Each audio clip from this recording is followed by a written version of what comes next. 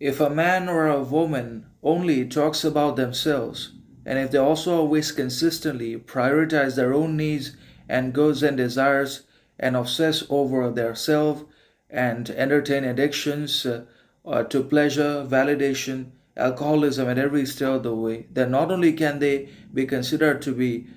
base, moderate, average, mediocre, monotonous, pretentious in their lives, but they also are divorced from actuality, authenticity, truthfulness, virtue, consciousness in their lives in one way or another, as a result of which not only are they always talking about themselves and boasting their achievements and bragging about their accolades and medals and goals and profess serial admiration, but they also are highly dependent and reliant upon as much and as many validation, attention, approval, company, people they can possibly have or get, because ultimately they cannot live in solitude. They cannot bear the emptiness and the basically meaninglessness of both life and existence. That's why they need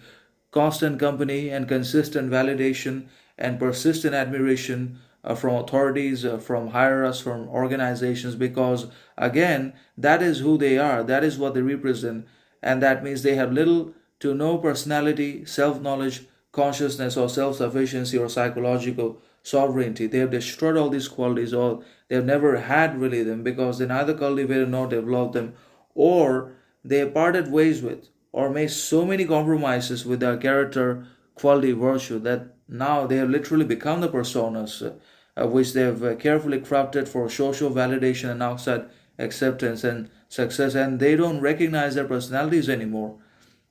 And that's why they're dependent now, because no real man or woman in the world will ever stay dependent upon validation, attention, approval all the time. The real man and women of authenticity, individuality defines always stay away from social premises and public situations, because they know those things drain the energy, degrade and downgrade, degenerate their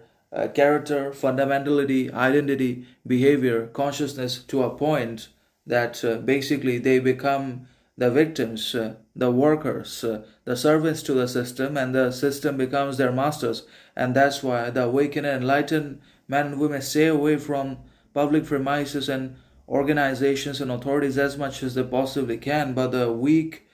people who are educated and degrees they have and other things are